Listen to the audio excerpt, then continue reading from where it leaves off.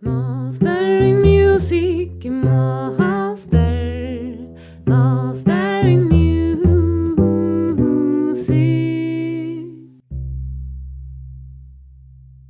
Ladies and gentlemen, welcome to Master in Music, the podcast. My name is Petronella Torin, and today I present for you an amazing episode with the artist, the singer, and dancer and cellist Jacqueline Hamelink from Sounding Bodies. Jacqueline tells the story of how she one day quit her full-time job as a music teacher to pursue her dream as a cello artist.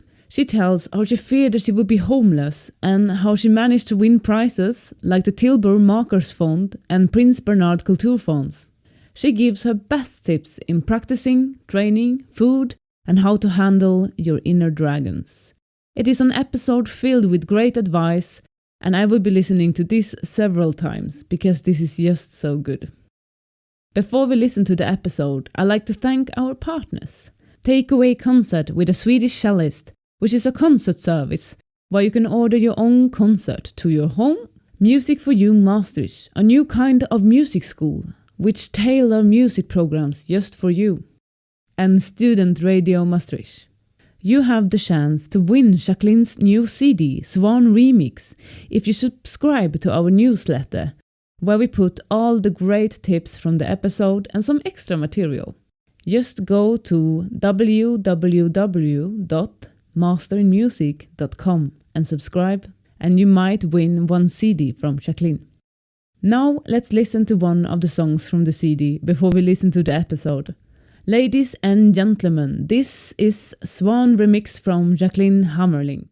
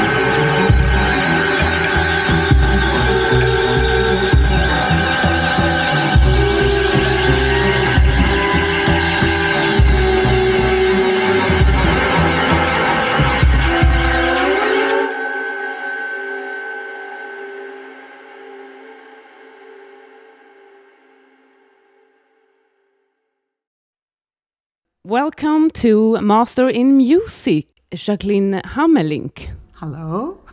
Did I say your name right? Yes. Yes.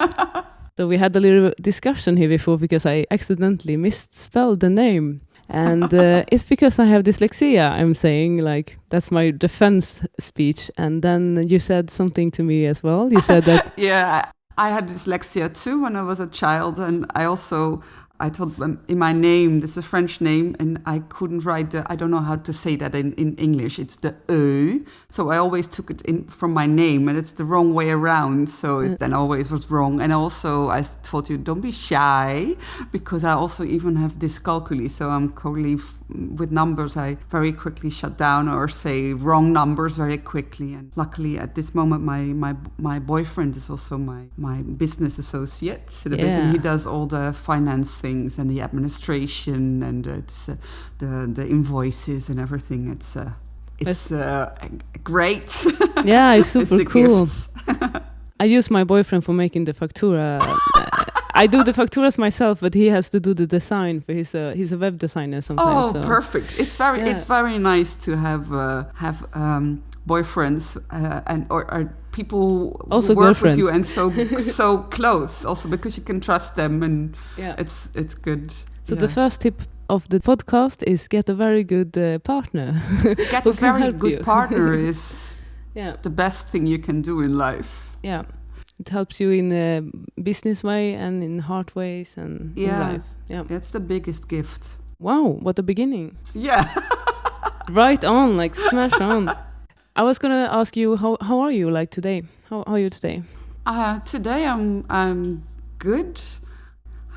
On Thursday I had a big show. Yeah, I heard in Eindhoven. In Eindhoven, and it was nice, and it was sold out, and then I had a good day after with a lot of pain in my body and a lot of adrenaline in my head, so headache and a little bit. So, but I had time to just have the day after, and I booked a good massage. Oh, that's cool. Yeah, and that's very important. Yeah, and it took me very long time actually, because also you don't get to teach like that, to take very good care of your body because we do top sports actually. And I hope what it's kind better. of massage do you take, like whole body or just neck or I found her on a festival I was playing. I was playing a show called Ivory Tower on Festival Boulevard, and that means we were playing like 10-12 times a day. And after the first day, my body was aching so much that I was afraid if I could manage, because we were supposed to play 11 days. Wow, it's so much. Wow. And I was really panicking, because it is also like this, that you only get the money you earn, you know, from getting people in, like, come in, this show is amazing. And so, I was worried, but then they also have a masseuse there. And I went to her, and it was so good. And since I met her, I regularly go to her. Yep. So, and she does the whole body, and she also does the feet. And she's amazing. There's a lot of tensions stay in your feet, I heard, like some therapy and all this. Yeah, and also because, our line of work is it's so hard. Yeah. It's so hard. And it takes so much from you, you know, because your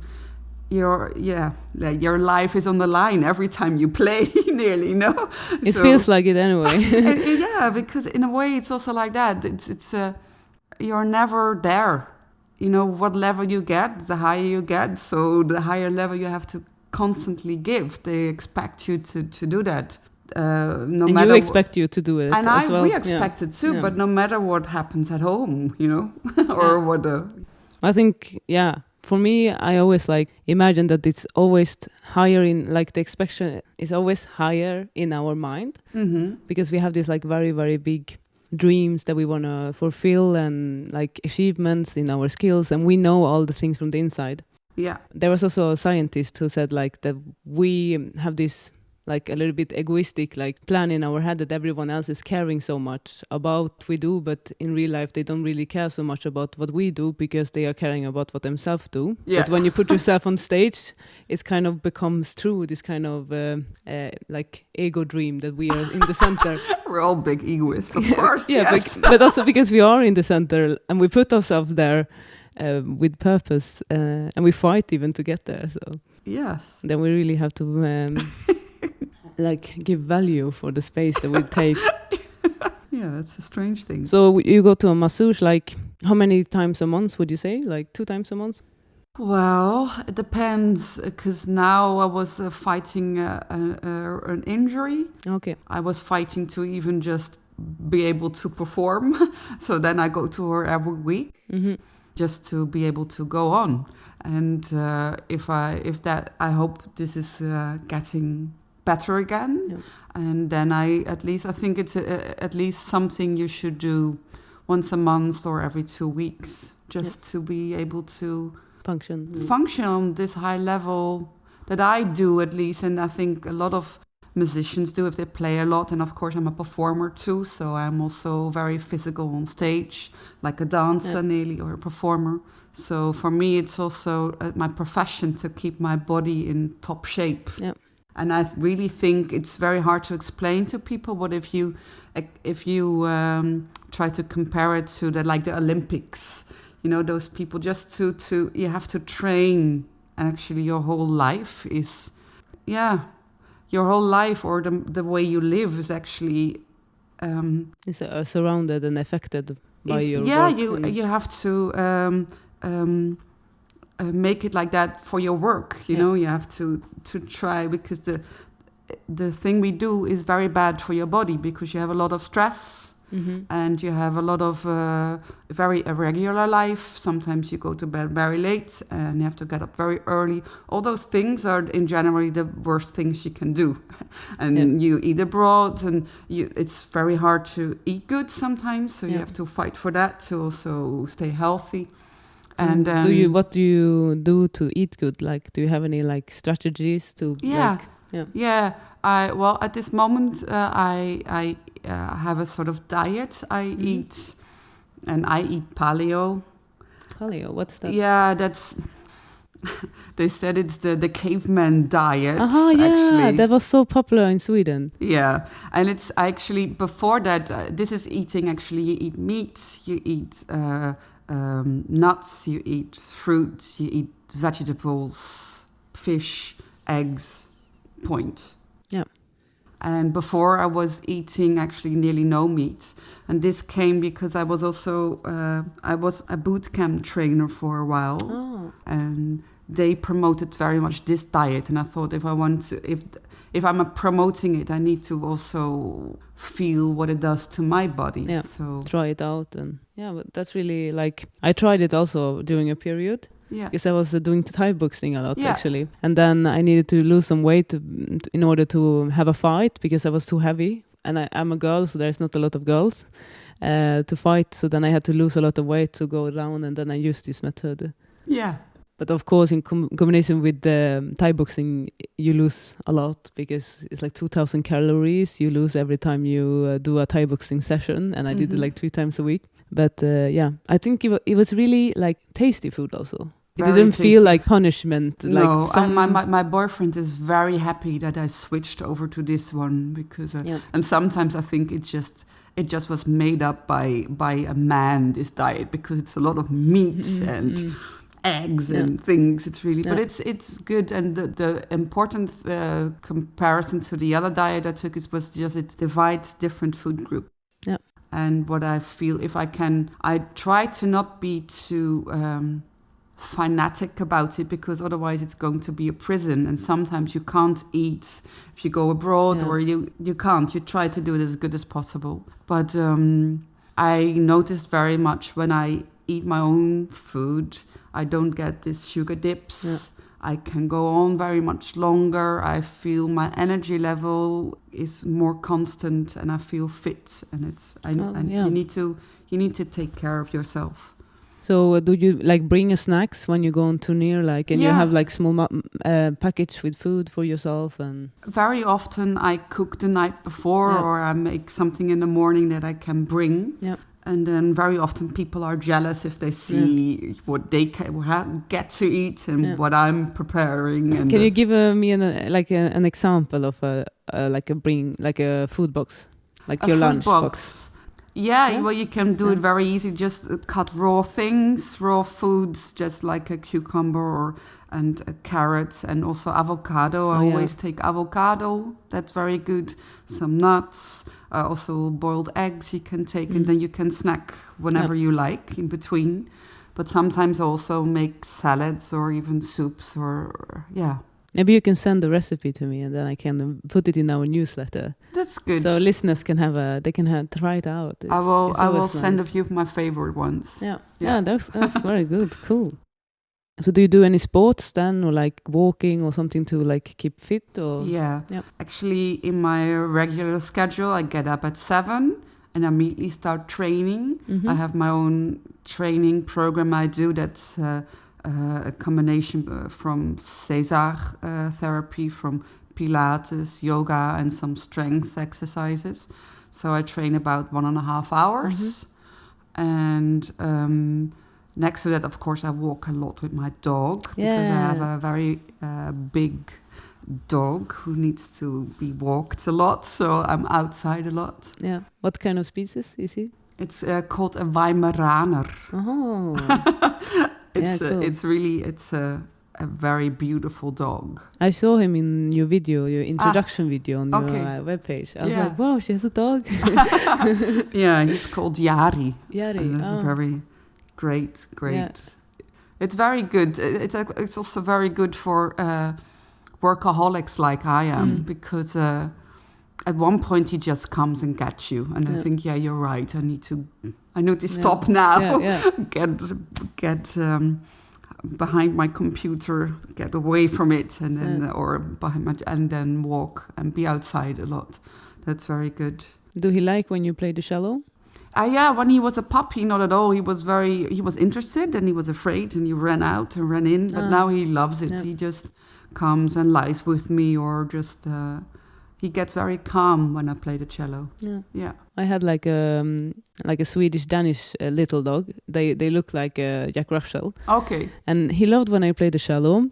But I was playing oboe at some time, and then he got nuts, and he was like singing with me when I was playing it. So he was like, oh, every time I took the oboe out of the case.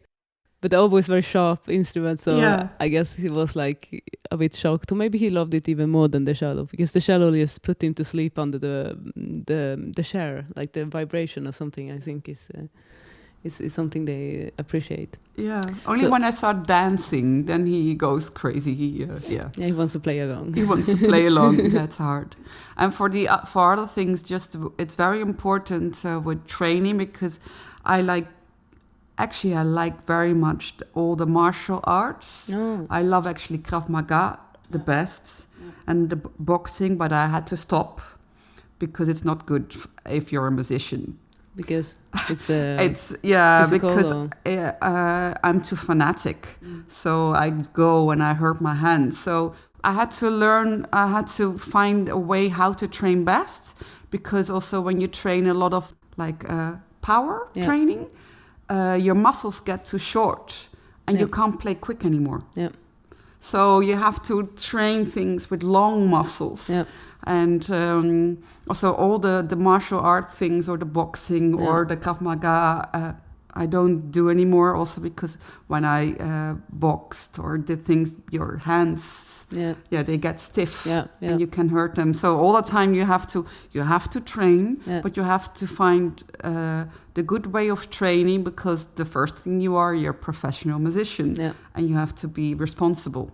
Yeah, I think when I did Thai boxing, a lot of people were always asking me, "But it's so dangerous for your hands." And I never injured my hand, because I had so much at first you have some special things for your hand that you put on, like a special gloves, and then I had these very big gloves and stuff, and I bought bigger gloves than I actually needed, just to be sure.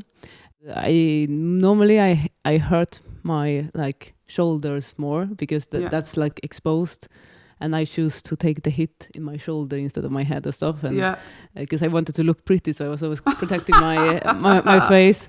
But it was funny because I was like a horse girl from the beginning. I had like lots of horses, always competing with horses.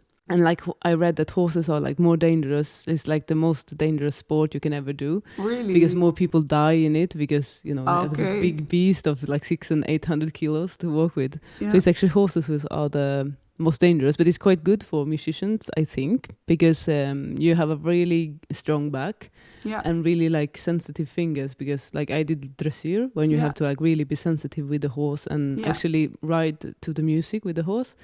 So it was really like a combination there to be able to like listen to music that I really like and to work with the horse. But it's dangerous, of course, because the horse can do anything. Yeah. Like I was under like 5 or 6 horses when they like roll over me. Like, oh my God. But I was fine. It was really, it gets you hard. Like, but then Thai boxing and all this other stuff, it doesn't seem so scary when you have been fighting 800 kilos horse with 4 legs. But I also think like training is really important, but I don't see that a lot of musicians do it.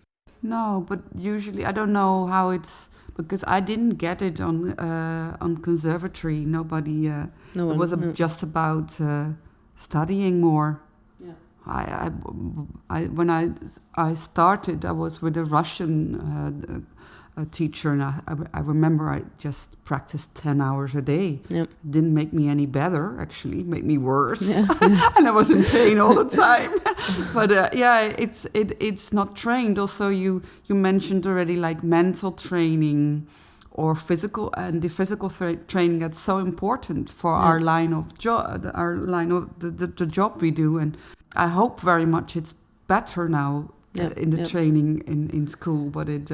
well, I graduated this June, and well, I cannot say that I saw anyone training or anyone talking of training either way in the conservatorium. I think it's because it's very intellectual still, and I think all our societies actually, like, we see the intellectual stuff like really important, and training is not so important. But actually a lot of studies shows that the most dangerous diseases are really connected with training and not training. Like I read this article about dementia, like people who get Alzheimer's and dementia, and they forget things, and the only like proven thing that actually helps to not becoming demential is training, is walking 40 minutes every day, like 3 times a day, and it also helps against diabetes and stuff. But people really don't want to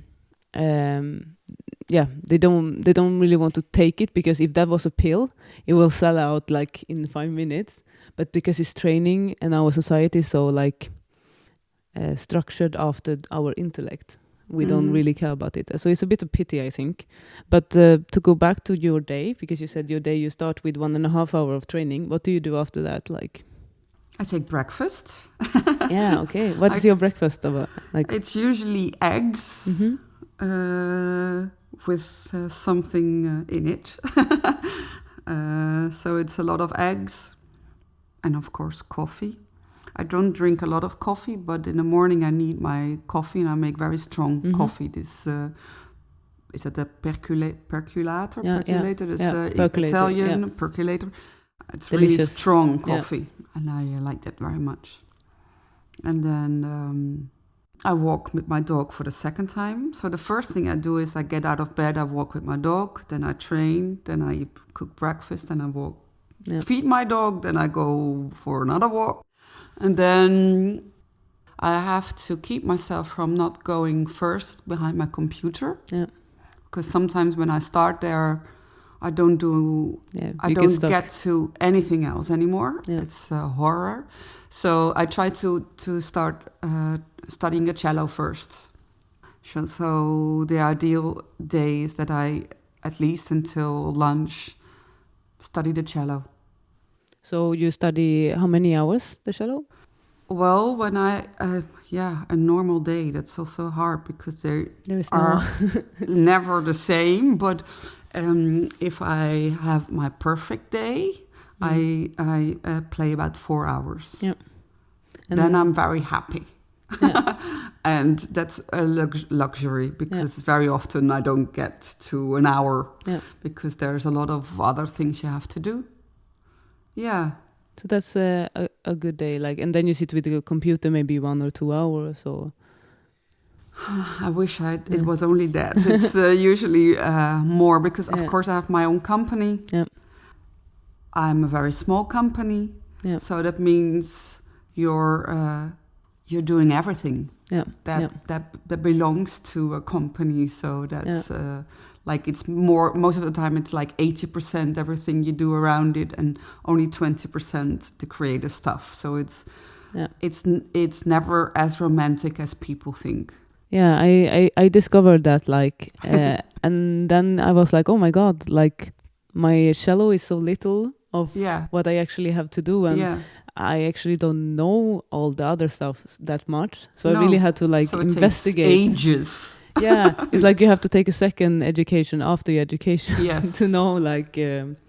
I also know some people who did a business education at the same time as the conservatorium, like a guitar player who did this, and because he, like, with the guitar, I think guitar players are generally quite good at understanding the reality after, because they don't sit in orchestras, they don't have the same chamber music opportunities, so they are, like, already thinking, okay, what will I actually do when I'm finished? But if you play, like, the classical instrument, I think we have a little bit more, like, there is more space for us. And then when we graduate, maybe we get a little surprise. But personally, I'm quite, like, optimistic, because I believe that anything can be sold. So it's just a very, very important that you find your own path. And trust also what you feel and what you like to do. For example, I was trained, like, on the conservatory, and I'm really ashamed actually of how you think also sometimes or speak, but it was like, if you become a teacher, then you're a loser. You lost. And I think it's so completely wrong, because being a good teacher, that's the future for new good people to come. And I taught also for a long time. I thought it was the hardest job I ever did. It's so responsible, and a good teacher also. That's the biggest gift you can have in your life. Because really. It's inspiring. It's the only way to it's the base you build your whole career from. And then the other thing, you have to get in an orchestra. So I tried for years. I didn't feel good there. I didn't feel good. So I thought, I'm wrong. And then the highest thing is chamber music. Of course, it's wonderful to do, but that's not the only thing. It's not the only thing. No, and chamber music can be a lot of different constellations. Like, you've proven that a lot of times with your collaboration across the borders of art. So I think you really brought it to a new level, like you opened some doors there, which is really cool. And to get back to what you say about the teaching thing, I often got to hear that from my teachers. If you fail, you can always be a teacher. And then I was like, but no one is telling Usain Bolt before he's going to run in the Olympics that, if he loses, he can always go back and be a personal trainer. I'm like, guys, what kind of mentality is that to talk like? And I also think that being a teacher is such a privilege. And I think it's also, I was in Vienna, and in the conservatorium there, they teach the teachers like gods, and they are actually paid really reasonable. So there is such a status to be a teacher. To be a professor there is like such a privilege. Right. They're so right. So I was a bit jealous. I was like, why don't we take that to our countries and like respect teachers, because that's the future, and that's the only thing that really matters is education in the end. At least I think so. I always say education and health, and for me culture, because that's feeding the soul. That's those things. That's what makes life worth, actually. That you can lift it up, or you get inspired, or you can enjoy things, or you can cry about things. Well, I can it's also go like, on for 2 hours but about all like, those. it's also like if you look at like EU countries, like if you go, I went to Namibia, for example, for a music project, and they have so much music and so much art and so much culture, and I was like overwhelmed. So it's like in one of the poorest places, they have so much of what we see as very fine art, and they have this all naturally, like they do it so much, and they survive like a little bit because of it. Like I felt like maybe they don't have all the newest clothes and shoes, but they have something else that makes it worth living. And that was really art. And for example, in Sweden, where we have all the newest clothes and the new makeup and everything, people want to kill themselves, like in suicidal. We have a lot of suicidals, and so I was thinking like maybe it's because we didn't have the right level of what was of the important stuff in societies. Well, I want to go a little bit to you. You said that you had a Russian teacher. Was it your first cello teacher? Was Russian? That was my first cello teacher on the conservatory. Okay, yes. in the conservatory. Yeah. And your conservatorium education was in Tilburg, or? No, I started in Utrecht, and then I stopped because, I had this Russian teacher, and we weren't a good fit. Okay. Actually, I am very critical of myself and very insecure, and he was always like, he never complimented me or just told me work harder. Well, it didn't work out for me, so in the end I stopped, and only then he told me I'm so talented.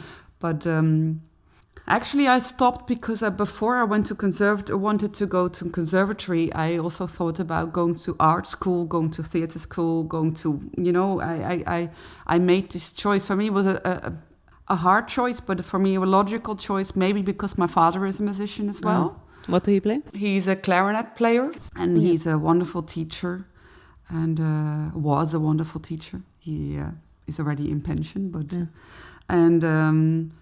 so I thought maybe it's not enough for me. But then I actually only started playing the cello again, and actually I'm very grateful for my first cello teacher. Yeah. He called me, there's this cello course in Switzerland, and they still need some cellists, and I think it's really something for you. And then I went there, and then they really convinced me to go back to conservatory to be professional, because I was so talented, and I didn't believe it, and it took two weeks to at least. So I said, okay, I try. And then I went to Tilburg, because there were some teachers from Tilburg. So I studied also in Tilburg, and then I studied in Zwolle, and I studied in Rotterdam. Yep. So in 4 different places. Yeah. But it's good to move a little bit.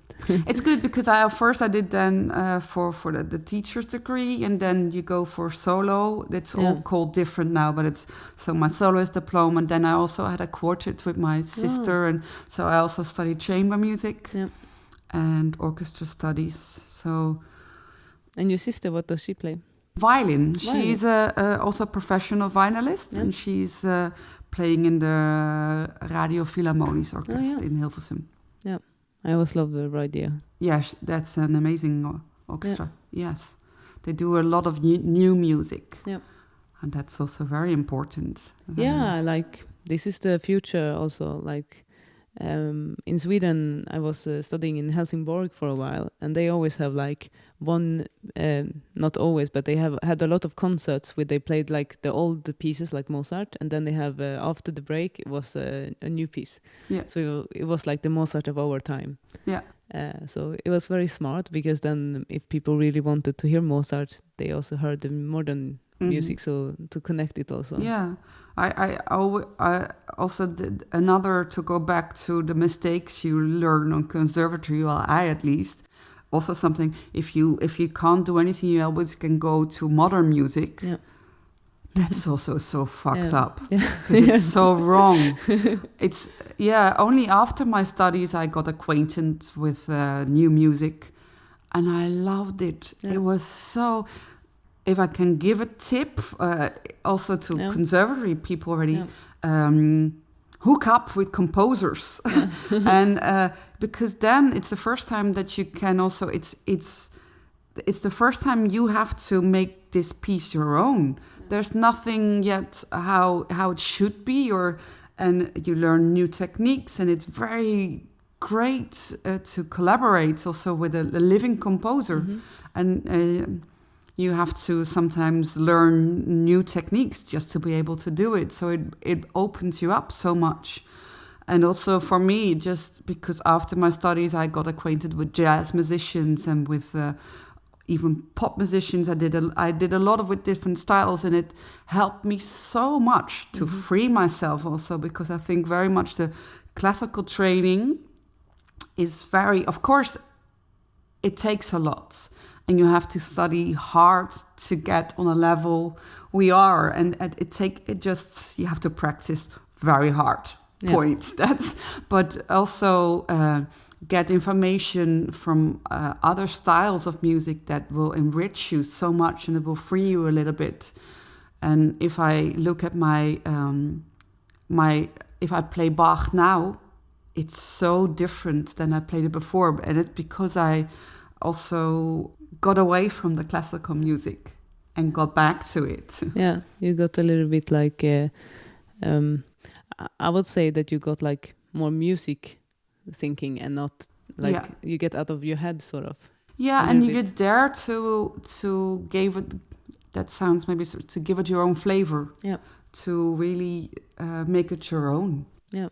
I had I read this book where there was a jazz pianist. He was describing if you do music that you don't really believe in or really like, it's like doing a religion when you don't believe in God. Oh yeah. And I thought it was really like a beautiful way of putting it when you are playing something that you really don't believe in. Yeah. But I also read another book by this cellist William Peace. I'm sure you know him. Yeah. And he said that it's sometimes with music that if you never saw a tree before, you will think that the tree looks weird. But until you see a lot of trees, then you will understand that the tree is actually quite normal and it's quite nice. But like the first time you see a modern piece, maybe you think, oh my God, this is so strange and stuff, because it's the first tree you ever see. And then when more trees come, you will realize that it's actually quite nice, this tree. And it's interesting.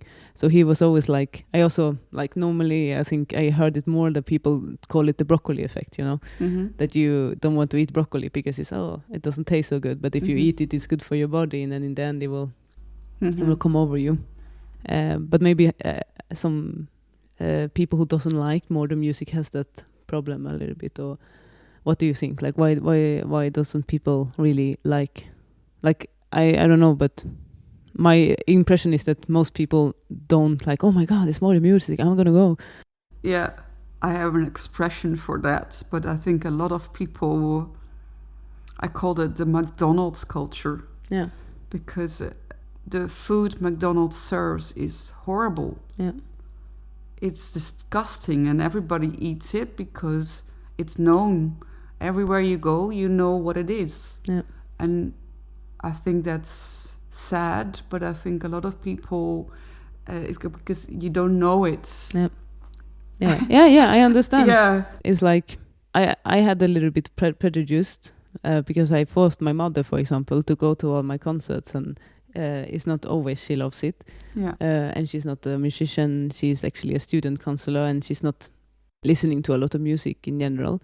But I forced her, and some of it, like I forced her to listen to the Bartók viola concerto, and she really hates that. But then I took her to the Rite of Spring, and she loved that. Yeah. So then she really surprised me. So sometimes maybe I push people to go to concerts, even though I'm not sure they're gonna like it. Yeah. And I think it's also like developing a little bit yourself. And I always tell like young people that I meet, like, try it. Maybe you will like it. It's like. Yeah. When this comes a new flavor in the ice cream shop, like there is some weird flavors like popcorn flavor sometimes. Yeah. And I try it, like maybe it will surprise you. Like but it's also, if you go to new music, it's always good to go live. It's always better to see it live, But I noticed that there's not so many people who want to have adventure, or they are curious about new things. And that's strange, because if you will ask them, are you adventurous, are you curious, they will always say yes, because that sounds good. Yeah. But to do it, that's something else somehow, in a way. And I would always, if I can give tips also to, because I saw that's one of the questions you would have for me, is also go and see as much as possible. And not only in music, well, if you go to music, not only your own style, every style, but also if you're a musician, go to the theater, go to dance performances, see everything, just get inspiration from all sides. Yeah, I was also told this when I was studying by one a musician. So I started to put it like practice time. So every time I went to a concert, I was like, check 2 hours of practice time, because I was listening to music and discovering new music. And I had this like a little bit, okay, this week I'm gonna discover a new artist. So I took like a new one, because I felt that I was missing out, and maybe there was so much that I actually would like that I didn't know existed. Yeah. It's also why I have this podcast, because I want to make people discover new stuff. Yeah. Because there is also a lot of people asking me if I am in a bar or wherever, and they're like, do you have any music I can listen to? Because there's so much music out there, so people don't really know where to start to listen. Yeah, where to start, of course. Do you have any tips? Like, I would say that you should go to one of your shows, because you would combine it with more. It's more than just your ears. You also use the eyes a lot in your performance. So people have something to listen to. They have something to see, and they also have like some symbolic meanings inside of it. So it's also an intellectual show. Like, for example, we can start with the one you have been doing now, the Swan remix. Yeah. So what is the component of this show? Like, how did you, we can start from the beginning, like how did you decide to do this, and how did you find your partner? And well, I always was a little bit of a strange musician, and I don't know if I can explain that. I didn't feel home so much in the classical world, that maybe that's the thing. And I always had very much this interest in other disciplines, always already. Also in doing it myself. And I always what I try to do is take the theatrical out of the music. So start from there, and also put like the music in the main role, in the lead. And in this case, I took the biggest hit for cello.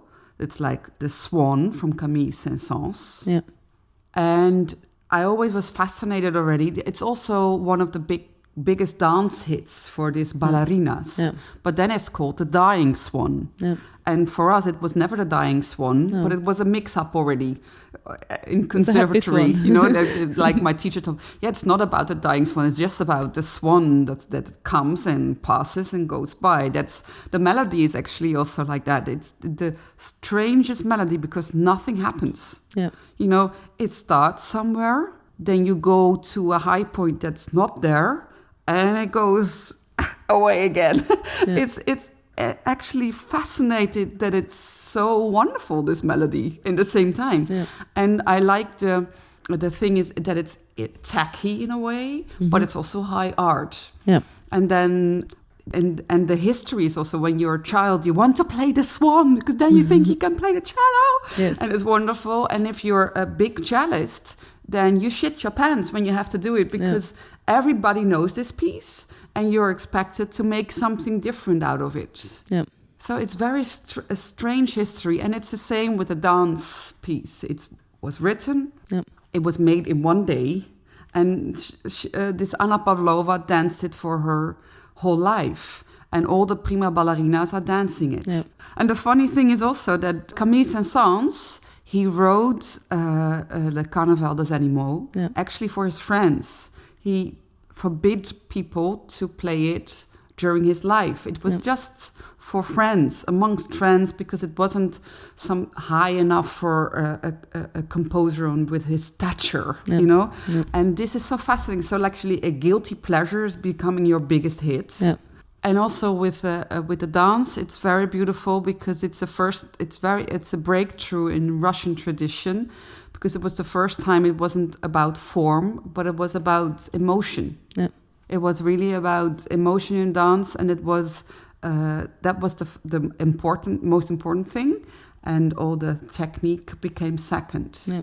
But you don't have a ballet dancer. You have a hip hop dancer. Yeah, I wanted to. I met him 5 years ago because I had this idea already. I want to combine the dancer and the music, just one thing, and I wanted to show it as just one moving creature, like say it. So I wanted to create a choreography of 1 square meter with a dancer together, and also make the physical very important. So I asked him because he does popping, and popping you can do on 1 square meter. It's just that you contract and loosen your muscles all the time. Yeah, so you look a little bit like a doll, or it's about contraction and letting go. So, and I asked around with my colleagues, and then they mentioned Johnny Lloyd. So I called him, and then we worked together. And he's also in this house, you said to me before. Yeah, he's also... so you're neighbors in your... We're neighbors, yes. We're neighbors in this atelier, so that's very nice. And after that, I wanted to go on already, but he traveled the world with Sidi Larbi Shirkoui, and was one of the biggest choreographers at this moment. So that meant that I had to wait for him for 4 years. And then I started working with him again when he's based in Tilburg now. So he's super dedicated to wait 4 years for someone. Yeah, it's but that's always if I have an idea, then I look for a partner, and they're not so easy dispensable. to find. Yeah. I asked, for example, Johnny Lloyd, just because he's a beautiful dancer, but also a beautiful person, and he really takes emotion on stage, and that was very important, that he takes his personality, because that for me that is the translation of Anna Pavlova to this modern time. And the other thing I did, so that's why it has to be Johnny Lloyd. Also, of course, I wanted to work with the urban, because that's also a translation to this time. And I asked composers to write a new hit for me. Okay, so which composers did you choose? At first I wanted to ask 8 composers, but of course there was no money for that. But I choose Aart Strootman. He's a good friend of mine and an amazing composer. He also won the big Gaudiamus Prize, Composer Prize last year. He wrote already more pieces for me so I asked him. I asked Richard van Kruisdijk. He's a wonderful composer. He also composes a lot for ballet, for dance. And he is also a pop composer. So he does many things. I asked also Letitia von Krieken. She's more of a jazz composer. And I asked Guy Harris. He's a friend of mine from London. Yep. And I asked him because I knew he could write me a very tacky hit with some good song lyrics to it. I wanted to... I just asked all composers for a special reason. For example, Richard van Kruisdijk, because I wanted him to compose me like a dark nightclub hit.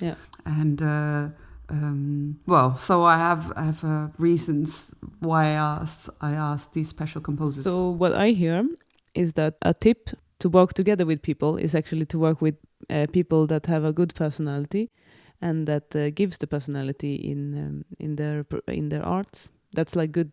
That's qualities that you look for when you want to find someone to work with. Yeah, for me, I always like very much the presence of this person. Yeah, and then you can wait 4 years if it's what it takes. You will wait. Yeah. Do you have any other tips to working together with other people? Because even the greatest person, sometimes it can be hard to work together, of course. Or do you find it easy as long as the personalities are in order? Do you think that then it's easy for the most of the time? Or it's never easy. Sometimes it's very easy. Depends on the person. I will just talk because it's the first time actually that I work with people together. Very many things I did also alone in my own performances, like bath therapy I did. Of course, I always work with people together, but it's very important, for me at least, I found out, it's my dream. Yeah. And I very often want to do everything together with the other person because in a way, I want to respect them so much that I really want to create together. And so you always have to find the balance in that, because of course it's your dream, so you can go crazy for it and work day and night. Yeah. And other people are still, they're not living the same dream. Yeah. So it's a little bit a diffused answer maybe. And sometimes other partners I work with, they also work just as hard, but we have our own, he has his things he is great in, I have my things I'm great in, and that goes very well together. Sometimes you have to work a little bit harder to find it, but as long as the motivation to work together is from an intrinsic, is that a good word? Comes from within, that you're very sure I want to work with you because of this, then you have to find your way, and you find your way as long as you're very respectful to each other and also respect each other's boundaries and are open to that. That sounds really good. So if you can respect each other and work together within the dream that one of you has, then it is quite a good recipe for working together session. Yeah, and it's very important to always remember you're not the same person, and everybody needs something else, and different backgrounds, and different especially when it's the different arts. Yeah. Because I worked with some actors, and for example, for them, they could easily just walk around in space for 1 hour. And for me, I'm like, but guys, well, are we not going to do something? No, we're just going to feel. And I'm like, but feel the space. I don't understand. Oh, yeah. Well, I have a very nice anecdote because, of course, we musicians, we come prepared. Yeah. So my very first experience with music theater, was I came there early. I had to go to Maastricht. Mm-hmm. And I was there already after theater. I was playing and playing. So a quarter before, I was ready to start.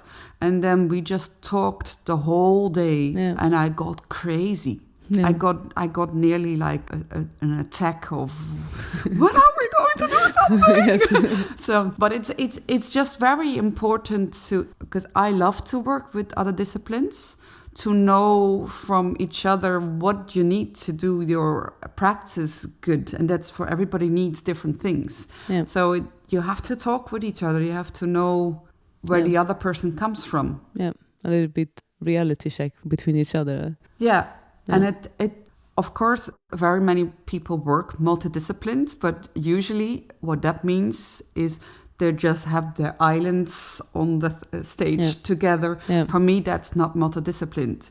If you really want to work multidisciplined or interdisciplinary, you need to take things from the other discipline. I know you also have another show with a guy who paints, and you play with him. Called Micha van Gerwen. The show is called Ivoren Toren or Ivory Tower. But then he's painting and you are improvising. We were both improvising. Okay. Yeah, we're really playing a duo together. Mm-hmm. And it's called Ivory Tower because we want to, I don't know, in Holland it's an expression. The artists have to come out of their ivory tower because we're too high up. Oh. It's a little bit, I didn't know that. Yeah, we wanted to invite them in the ivory tower, let's say like that, to see what's happening. So how something is created and what it takes. So we bring them in. What we do, we ask the people some words and feelings, usually about 7. That's a good start. Yeah. We let them choose who will start. So who's going to take the lead, the drawing or the music. And then we just start from there. Yep. And then they see, so the drawing is filmed. Yep. You can see it on a screen. Yep. You can see how it develops. And in this case, I also use my loop station. Oh, yeah. So because I have to So a loop translate. station is like a device where you can clone yourself, like. Yes, so if I play a line, I can record it and play it back and play other lines on top of it. Yeah, of course, during rehearsal, I found out I need to have this with a loop station because, of course, when a line is drawn, it stays. And you make it fuller and fuller. And if you stop playing the music, it's gone. Yeah. So that's a big difference. But if you take the erasure, you have to take it away, you know? Yeah, but you can also do that on the loop station. yeah, exactly. Yeah, but and then also I could work with all the different emotions and words I had. I always like to find a connection for the audience, a very personal entrance to the piece of work you're seeing. Yeah. Yeah, so they're very intrigued because they see it happening, and they're sometimes, if we play it for children, then they're waiting for their word, and sometimes they go out loud, yes, that's the bird, or something. Yes. And they see the concentration, and they go with us in this concentration, and it's wonderful, and it's always completely different. It sounds really, really amazing. And so how do you, because you say you practice with him, so you meet together and you try to try it out, or how do you practice improvisation like this? Well, if I say we practice together, it's also in how we develop the show. Mm-hmm. So of course we talk a lot together and find out what we want. I'm always very much about making it a show, so I'm trying out. But literally, if we practice together, okay, how does it work? He draws, I play. How does it get together? Because I'm bored when it's just he draws something, I play something. That's nothing to me. Yeah. So I always want to do the work and see how we really can take something from each other, how we really can be a duo, how every discipline is equal. Yeah. So then I found out, okay, we work together. How long should it be? What is a good length? So we're trying to find out the length, and then of course, okay, this is a good length. Then we get zandloper. How you call this? A time. A timer. Yeah, a timer. So that you can turn around, and also the public can see. Okay, this is the length. And then I thought, okay, what I want to do as well is amplify him, so that he can also be my partner in this case. That if he starts, that you also hear how the line is drawn, or that he can make a rhythm, or so. It's so often like teachers says, imagine your bow as a pencil. You're drawing. Yeah. A lot of conductor, like I had a conductor in the Danish youth orchestra. He is called Morten Rylund, and he always talks in painting. Yeah. Like, now it's a pastel color. Yeah. Then it's like, no, it's the big fat pencil. Yeah. Like, yeah. So this really is good also for the mind to, but there's also excitement because the audience can see the time running down. Yeah. It's like soon it's gonna be, it's really like triggering. Yeah. I can imagine. Yeah. So, but isn't it a little bit nervous? Like you're gonna play a performance and you have no idea what will happen, or do you know a little bit before, or how do you prepare for like improvisation? The only thing I do to prepare for improvisation is to be in a very good shape. Yeah. So the range of improvisation depends on how much in shape you are as a musician. Yeah. Is that clear? Yeah, like you mean your physical health, or do you mean like if you feel good that day, you will play good, or a little bit of both, maybe? Just if I practiced a lot, then I have all the qualities I need. Yep.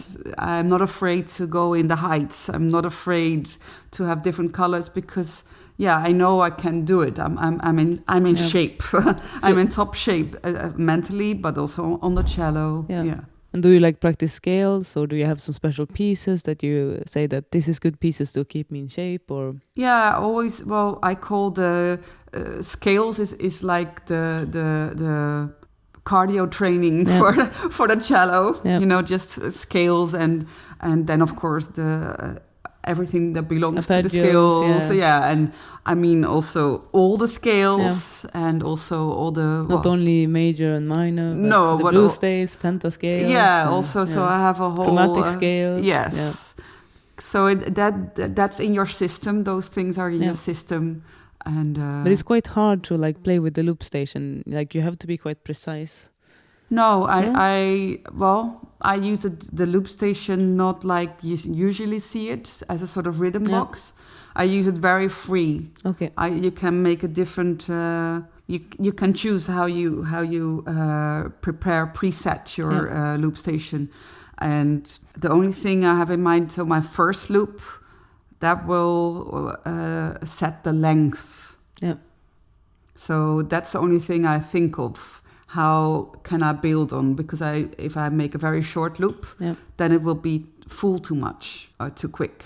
I always find it also a bit hard with the loop station with the volume, because if I play too loud, then everything will be too loud. So it's like hard because you cannot. I have bought this loop station so I can actually adjust the volume a little bit, but it's always like it's hard because it's a machine sort of. Yeah. And you're all playing with yourself, so it's your fault when it doesn't fit. Yeah. You always have to have a very, very, very good sound check before. Yeah. That's I remember crucial. Like the first concert I had with the loop station, I was like, oh my God. Yeah. I hope I will, because sometimes when you push the pedal, it just doesn't happen. Like you miss it or something. Yeah. I like this. In Swan Remix, I do a piece from Aart Strootman, and it wasn't actually meant to play with loop station, but it ended up to be with loop station, and that's so hard because then every 16 new note needs to be precise. So I'm very nervous because it has to be so precise. Because if I fuck up the first loop. Then the whole piece is fucked up. Like, oh, yeah. So that's nerve-wracking.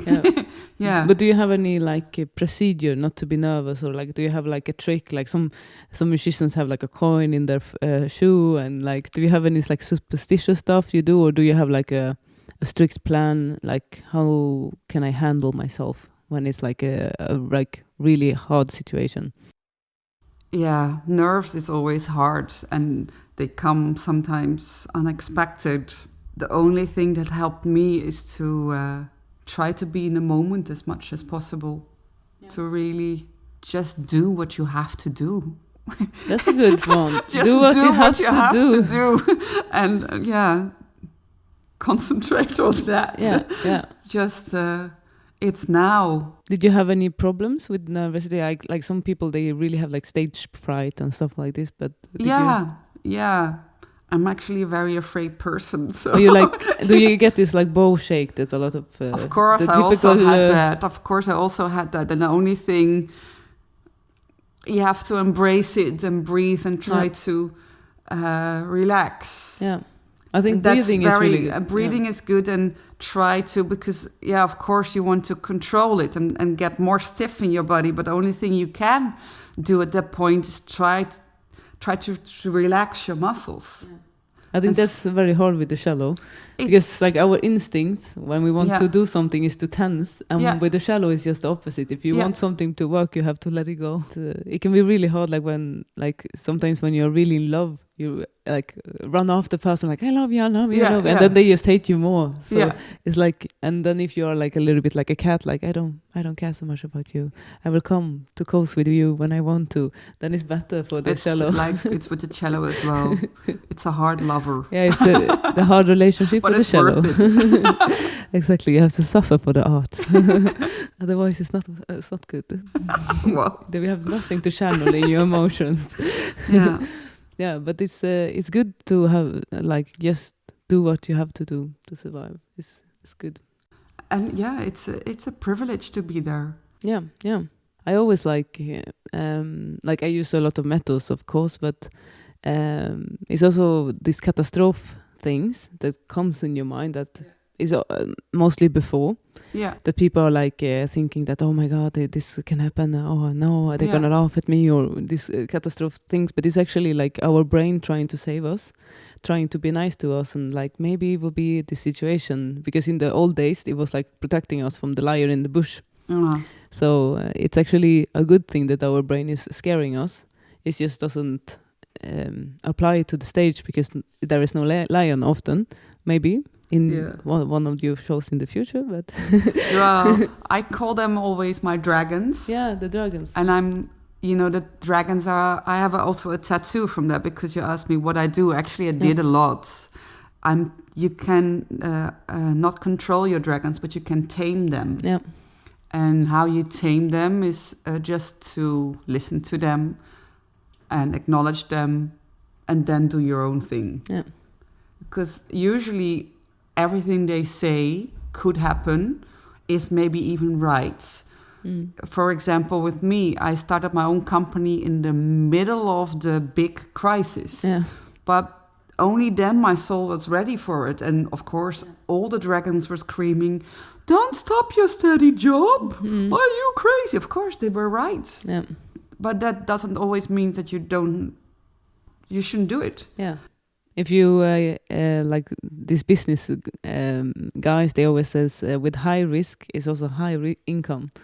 So if you don't risk something, you can also not win so much. Yeah. Like, I think it was Peter Stordalen who said that. He's like a big hotel guy in Norway. He's one of the richest guys there.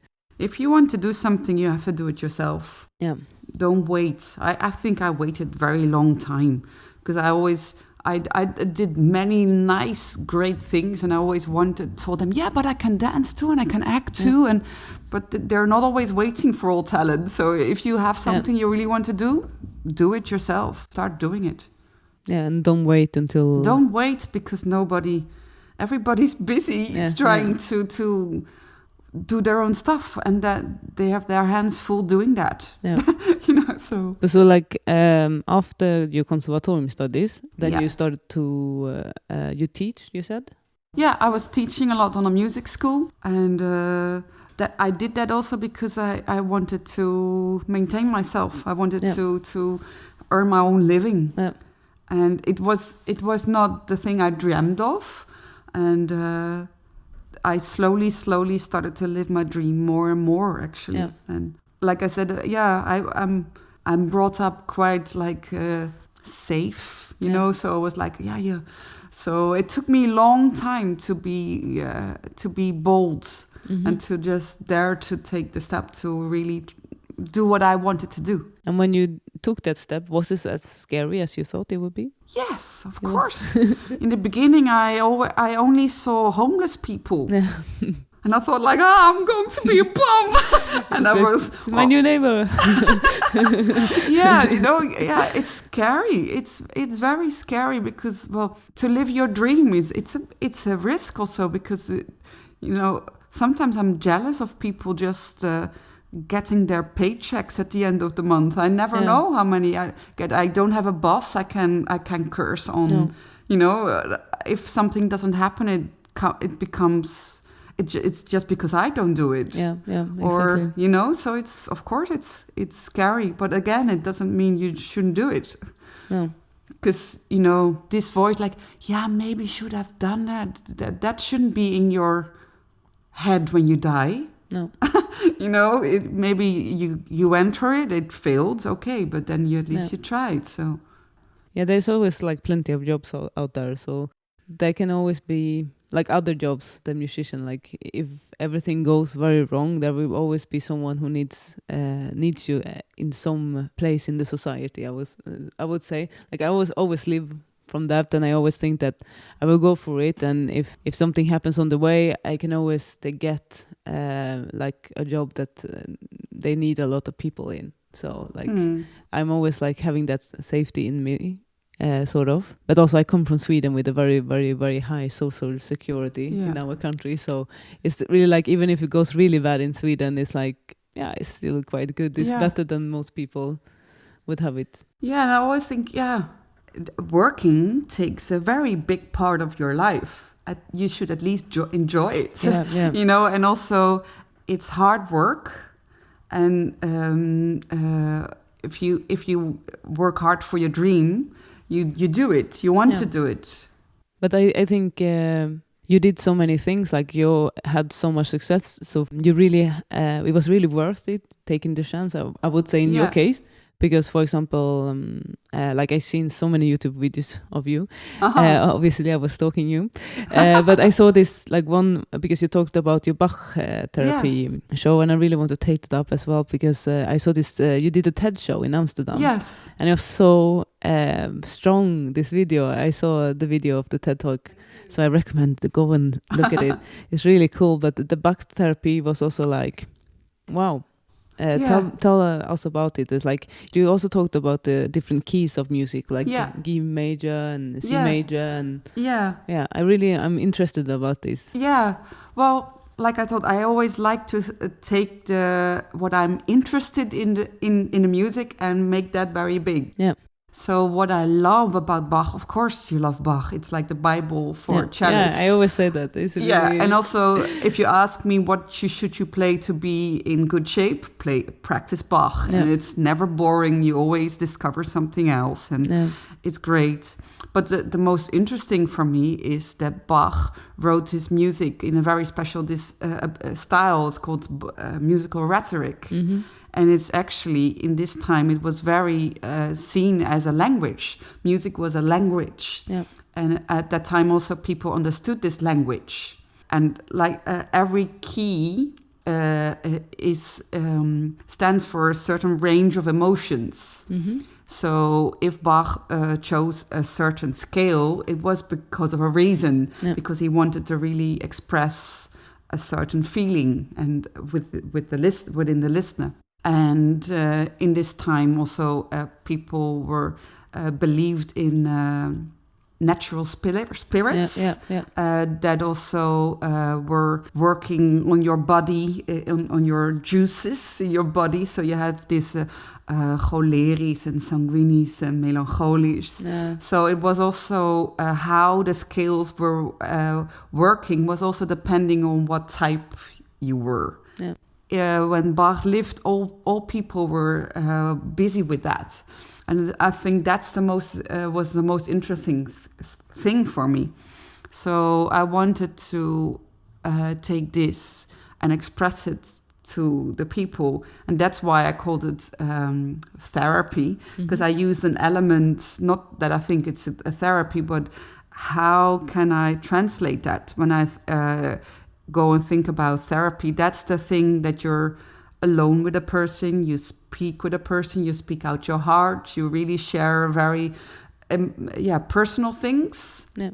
So I thought it would be amazing if I could do something for give a very personal gift with this music from Bach.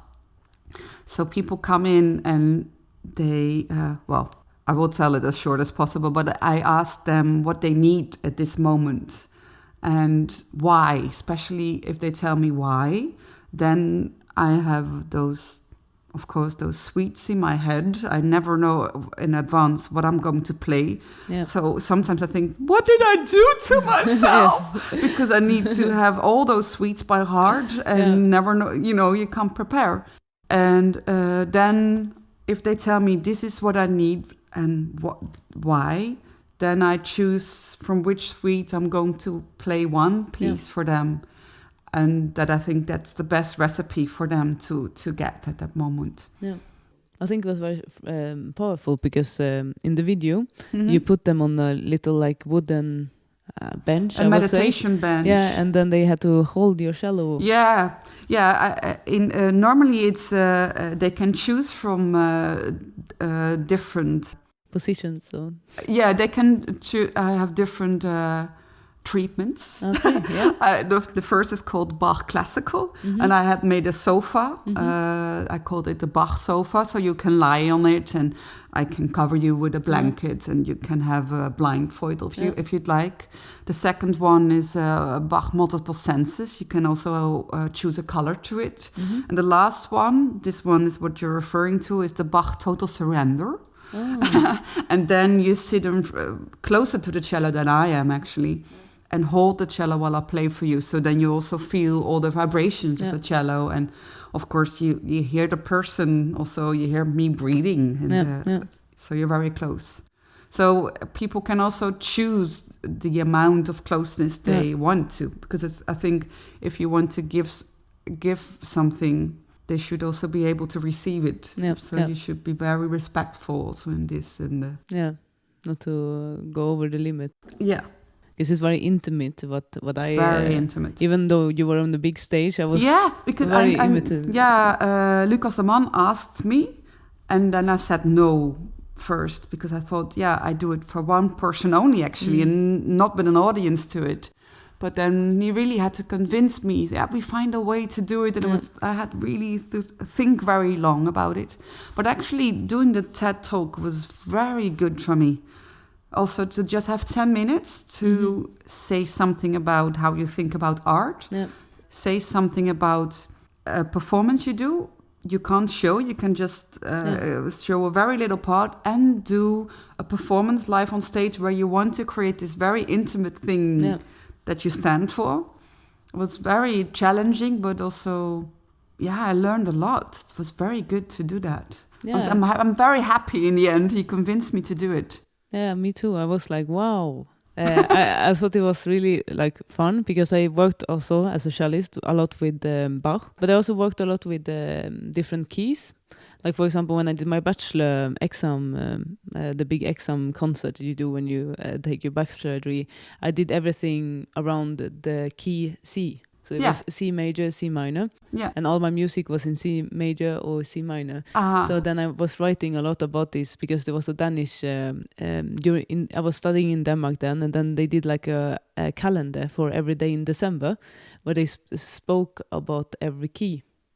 So it was very funny. So then I could use his. It was really amazing. I would love to have this calendar. Yeah, they took it away now, but maybe it's in the archive of the Danish radio. It's in Danish, unfortunately, so you wouldn't understand so much. But I could. But it was also very beautiful spoken about it. So maybe he will do it again in English. We can ask him. Maybe we have to invite him to the podcast to talk about the keys. Yeah. But it was really intriguing. Yeah. And it made me think differently about the rhetoric of the language in music, especially in this era, in this time period. So I was really impressed, and of course, I was also very happy that finally they took a musician in the TED Talk. I was like, because they had so much professors and all this. I follow a lot of TED Talks, of course, as well, and I was like, finally a musician. Yeah. Wow, and also some fashion. I also wanted to talk about, because you won a lot of prizes. I saw. So how do you win prizes? Like, what's your trick for winning so much prizes? Well, I don't know. The first prize was the Ad Vinken Prize. It's a prize from Tilburg, from the gemeente. And I didn't know anything about it. You have a committee who was just searching, and they decide actually. So I just got a call that I won. Okay, that's really nice, like a little Christmas.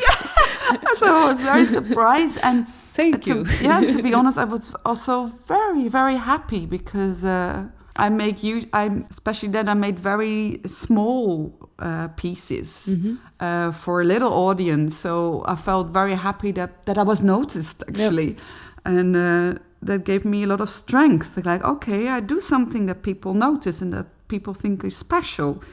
Actually, winning this prize was a very big gift for me to just because I just started my own company actually then. And the last prize I won was is actually from the public. They needed to vote on 3 different people. First, actually, I was selected by the cultural field. So my name came around a few times. That's why I was selected. And then there were 30 people selected. And then people had to just vote. And they had to vote for 3 people. And so there were 3 winners, and I was one of them. So I was also, again, very surprised and very happy because I took the effort to look at all the people who were selected and all their websites, and I thought it was so amazing what they did. So I was very, very happy to be amongst one of them. And so I remember that big thanks to you people. It's really, I'm very thankful that I do something that people like, that touches people, that makes them feel to do the effort to go to such a website and vote and do things. That's great. So it's a very good evaluation of your work, I would say. Thank you. Yeah, I think I have to say. Yeah, but it's also because that's what I do it for. Yeah, like to make people happy. We talk about like that. Thank you and everything, but it's also like I have this quote from skiing champion called Stenmark, and he said the reporters were always after him saying, "Oh my God, you have so much talent all the time." They were always talking about talent with him, and then he was like, "Yeah, it's funny. The more I practice, the more talented I get." So it's really like. It's not so much about talent as you can get talented by working hard. It's really a valuation of your work. It's very hard work, I can say, and as closer you live your dream, the more those dragons will scream, and the harder the work is. So maybe the good advice is the harder your dragons scream, the more afraid you get, the closer you are to your dream. So, but they will stand in the middle because of all those prehistoric things. We need, but it's Yeah, we have to remember that dragons are not real. They only exist in the imagination. Cool. So we had the Bach therapy, and you had so much, like on her webpage, you can always go and check out like all the shows you have because you have so many. Yeah. So it's like soundingbodies.com or? Yeah, soundingbodies.com. But you have one with the glasses, I saw. Yeah. Like when people can actually interact as well in your show with like... when you have a wine glass and then you lick your finger and then you throw it around the edge. And then it comes this sound like meow, meow, meow, harmonics. Yeah. And you played with that. Yes.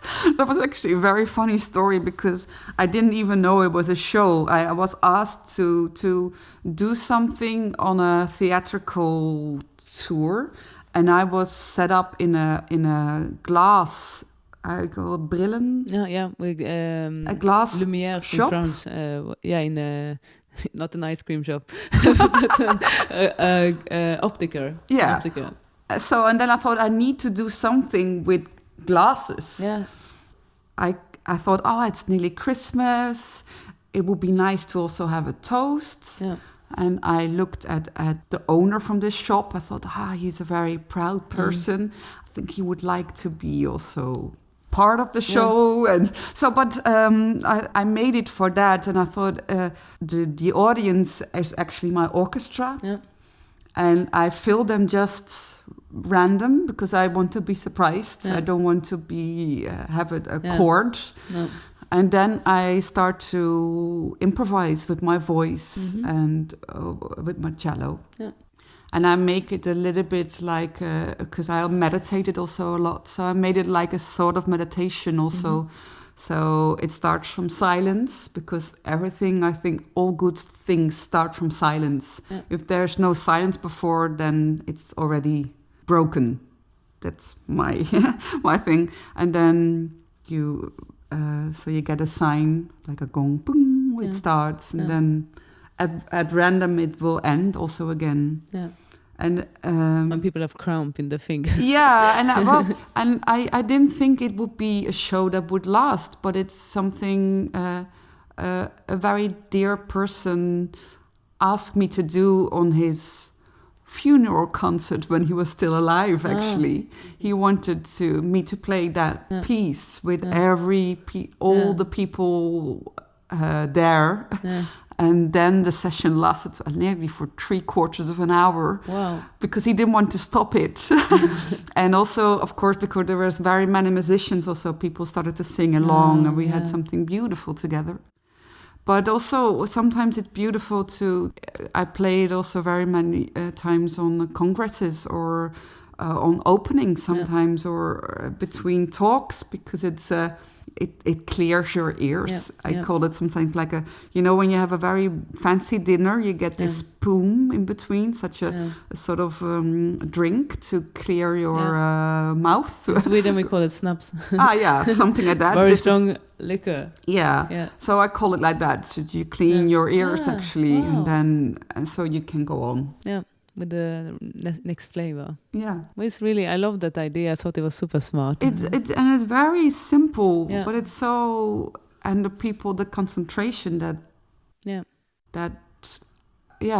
people start to listen to each other, or it really brings people together as well. Because it can be really hard during dinners like this, because people come and they don't really know each other and they talk with each other, and to get them to work together and listen is really like a magical moment, I would say. Yeah.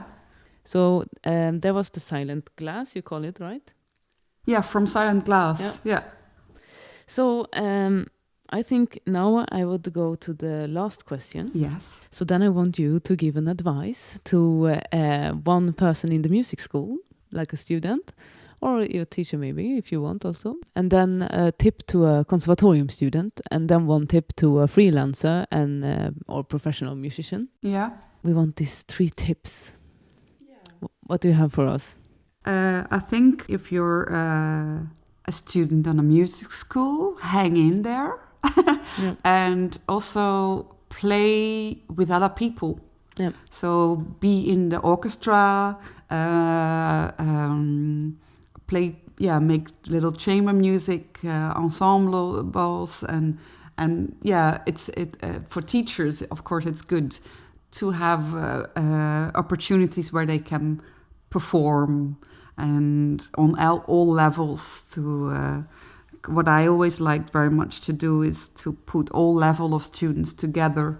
Also have a training in Suzuki method. Mm-hmm. So then it's nice for little just starting cellists that only can play one note, and have the high level cellist and play one piece together with the whole orchestra. That's beautiful, and it's very inspiring also. So include instead of exclude. Yeah, include.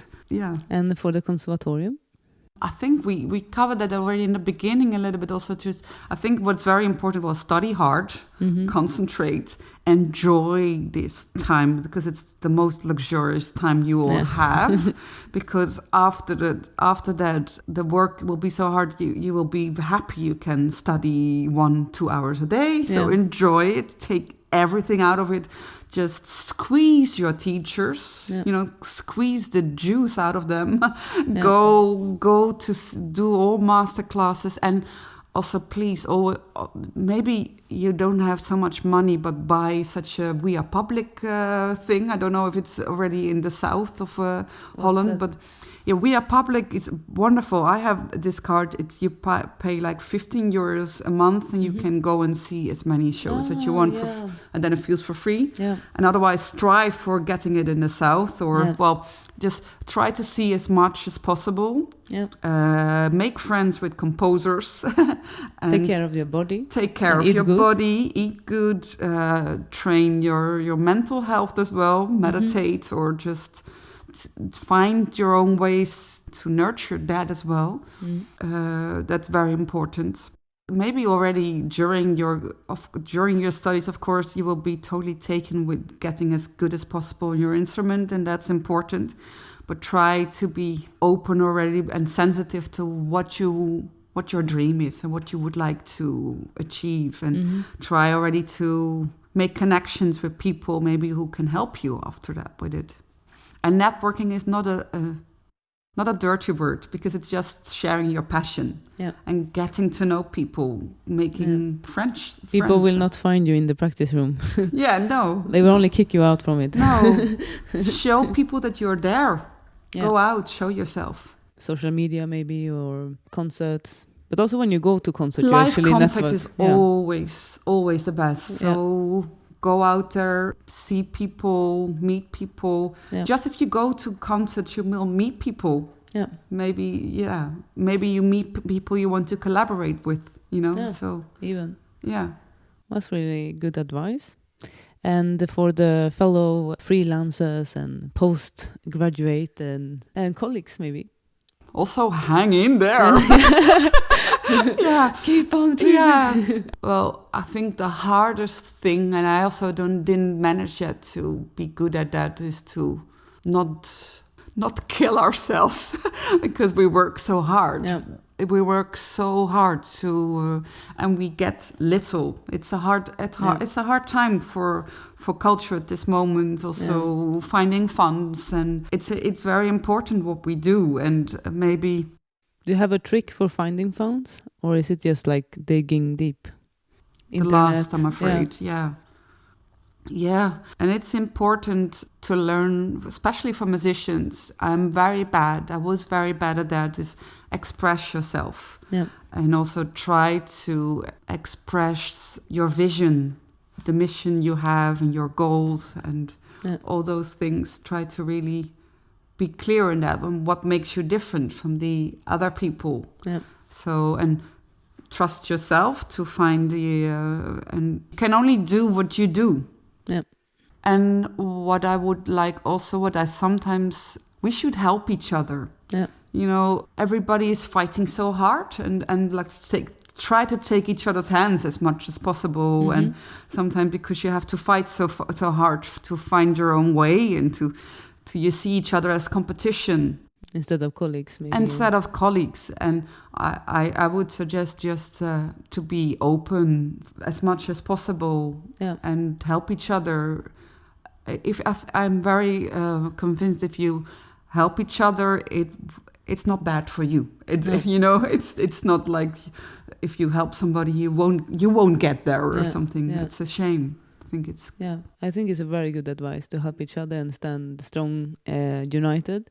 Yeah. And it's also like it's basic 101 in business. It's like if someone is gonna win, let it be the other person. Like but win-win situations is always the best. Yeah, when both people can win from it. But if someone is gonna win, let it be the other person. So because then they will remember that the second time they meet you, and then you will always have like a good relation. But if they always lose every time they see you, in the end they will not want to see you. For example, if somebody calls me, if I can play a concert and I'm not able to do that, I will happily suggest some other names. Yeah. I wouldn't be afraid to, to give away something else. Yeah. And also don't sell yourself cheap. It's so everybody will want us to, and it's always hard because of course I know my price. Yeah. I know what I'm worth, but I very often also know that I don't get that. Put a minimum for yourself, and go on. Don't go under that. If they give you less than the minimum, don't go there. Yeah. Only go there. If it's worth it. Yeah. Maybe you can say, okay, can't come to do that, but I need a tryout, and then I can use it for that. Mm-hmm. Because it's good that they see you. It's always good to work. Yeah. Makes work. So the more you're out there, the more. Yeah. Is that a good advice? Yeah. Actually, I think it's a good advice, because if you go there and it's below the price, you will feel a bit bitter that you sold yourself. You feel like a whore. Yeah, like why did I? You feel exploited, and also they don't take you seriously. Yeah. But also normally I experience like sometimes I put a price that's what I want, and if they can't pay it, then I said okay. But because they can't have it, they want it even more sometimes, even because they can't have it. So it's also this like, if I want to buy an expensive microphone, I pay it. I don't go to bargain with the microphone seller. Like, so at some point they have to like step up. And if all of the musicians have like the courage to step up, we will raise the market. Yeah, because we're also responsible for that ourselves.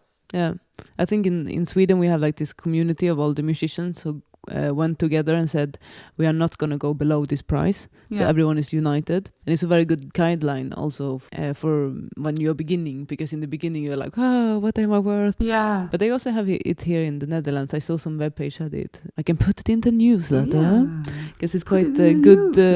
It's good to have a reference, and if someone is complaining about the price I put, then I send them to this webpage. Yeah. So then I say, okay, this is what people charge. Yeah, and sometimes, like I said, if you want to use it as a tryout for yourself, then that's the only time you should do it. Yeah. And sometimes it helps also, for example, now, it's very hard if you have an artistic talk to switch over to business. Yeah. my advice would be have somebody else do your business. You can also have send your boyfriend. Do that with a friend Yeah. because you wouldn't sell your friends short. No. So It's a good advice. yeah, That you can say, oh, you have to talk to my friend, and then you can like help each other. So yeah, I can be the agent for my you friend. can be each other's manager. Yeah. And it's so hard to put a price on yourself, especially because you want to do it and it's your love. But Yeah. if you, it's two different things. Yeah. And that you love what you do shouldn't mean, of course, That you can. that you Yeah. have to do it for nothing. Yeah. That's crazy. No, you Because should be able to eat. you won't keep up. Yeah. You have to eat. You have Yeah. to. Yeah. You have to play the cello, insurance and Yeah. strings. Yeah. Well, what helps is what you can also make a list. This is what all my this is the rent. This is this. Yeah. So much. I need to earn so much to make a living. Yeah. So you can also know how much you have to ask. If you ask only like this, how many times you have to play for that? Is that realistic? No. So how many times a month do I have to play to be able to live? Yeah. That could be also just be very practical. Or what I sometimes do, I take an hour rate and I think about how many hours do I work. If you calculate that, you are always in shock how high you go. Yeah. And then if you ask only fifth of that, then it's so, okay, but it's a good price. Yes. But then you know also why you asked. You ask what you do. Yeah. Well, you can always like invite another craftsmanship, like a plumber or something, to your house a Saturday evening at 8, and then you can take half of his price. Yeah, and remember, it's if they ask you only for 10 minutes, it's never those 10 minutes. No. You practice like you did a whole education. You practice. We don't do this every day. We don't go to work at the end of the month have a salary. We need to get this monthly salary in a totally different way. I did something like I have a company called Takeaway Concerts, so you can order a concert to your house. Yeah. So it's instead of takeaway food. And in the beginning, I sold myself like very cheap. I was like €50 each concert, but it was just because I was just trying it out. Because everyone I talked to said like, no one is gonna come for your concerts. No one is want this. And then I was like shocked because I had like 19 concerts in 2 weeks. So all of a sudden I was like, wow, I had so much to do, and I was like, whoa, my god, that's really popular. So then I could hire my prices. Like now I charge around €100, but it's offer, and then they have to pay the travel cost also, because sometimes I go to Germany like 2 hours away, but it's only much too little. Yeah, it's half an hour. Yeah. This concert, and I can choose what I want to play. Mm-hmm. So, but this also concert. Sometimes when I go to these places, I went to Brussels, for example, a lot to the European school. People pay me €200. They say, no, we're going to pay you €200. So for that should be your minimum price. Yeah, I think it's also in should general. be. Now I'm like in between to changing it, but because I was building up something. Mm-hmm. But I was trying it out and then trying an error. Because in the beginning I was like, okay, I'm going to sell so cheap so people can't resist it. Yeah. But it was also because I was hunting these people who are afraid of classical music. Yeah. So I was like also targeting these kind of groups. But yeah, so you had your trial out period and now you go for the real stuff. You know yes. what you're worth and what you're It's important to sell a product also. For example, like if you compare to something else that you get for €200 or €100 in the society, it's not a lot. No, some people if you buy a pair of jeans, it's like €150. It's exclusive so you have to ask exclusive prices. Yeah. Otherwise, they won't appreciate it as being exclusive. Yeah, it's also that like what you pay is also what the worth is and stuff. Yeah. So we got a lot of advices today. I'm so happy to have had you here. Wow, it's like amazing being in your studio here in Tilburg. Between the massages therapy. Remember to go to massage and train and eat very good and do some Bach therapy maybe. Yeah. That could be like the final tips for today. And if people want to follow you, where can they find you? Instagram? I'm not on Instagram. You can follow me, of course. You can on the web. I have a web page. If you like, you can also inscribe yourself for a newsletter. Oh, yeah. We won't stalk you. We only will tell something when there's news to tell. Yeah. I'm also on Facebook, on the Sounding Bodies and my name also. Yeah. So you can find me there. And you have a new CD. Yes. So if you're very excited about the music, they can always go and they can order it. Yeah, they can order. Actually, there's a funny story because I never wanted to make a CD because I always thought you need to be live. Yeah. But now I found out actually that I like to make concept albums. Sounds maybe not so sexy, but it's very sexy. I made 2 albums now. Of course, Swan Remix. I made an album because I wanted new music, and something can be only a hit when you listen to it many times. Yeah. So I also wanted to honor the composers because in the show we use the music in a different way. One of the compositions is not even in the show, and I wanted to give them a real good spot. How do you want it to be in a record? So Swan Remix. It's really nearly like to pop. It's very fun to listen to. I always like it. It's a great Christmas present for you out there. And the other album I made, it's called The Relicts. And I made that with Aart Strootman, the amazing Aart Strootman, guitarist and composer, and Stefko Busch, a wonderful jazz pianist. And we recorded this in a very, very, very, very, very big hall, the Lok Hall, where normally trains could drive in and they were repaired, like normally when you go for cars, you could under it. And I used this space as the 4th element. So we were improvising on what this hall gave us. In Tilburg, they're totally rebuilding this whole area, and so that was the last time that it was empty. And so it's nearly like a monument, and you hear the sounds and you hear even a train and coming in, and I love that album. But that's very different again. That's more you hear our backgrounds, my classical one, the jazz pianist, and Aart is more minimal orientated. But we improvise. So we can say that the space is kind of one of the musicians, maybe. Yeah, he's in the lead. Yeah, I take really the space as the lead, as the fourth player. It's also recorded, the space. So those are the 2 albums I have now. And are they on Spotify or iTunes or? The Relict is already also on Spotify. You can find it everywhere. Swan Remix, not yet. Yep. You can listen already one example on our website, but it will come. It will come. Cool. And we also have a vinyl. Oh, that's from nice. Swan Remix, and it's so beautiful. Yeah, because we have such a. There's a big vinyl fan club in Maastricht. And it's yellow vinyl. Oh, it's so beautiful. We have an amazing designer. Yeah. Who is the name of the designer? Willem van der Ven. Oh. Yeah. Voilà. So, wow, we got so much. And they can also email you. You have an email. Every information you can get on the webpage, www.soundingbody.com. Yeah. You can sign up for a newsletter there. And you can also sign up for a newsletter for this podcast, www.masterinmusic.com. Thank you. It was all for music in master in music, not music in master, but maybe it's also music in the master.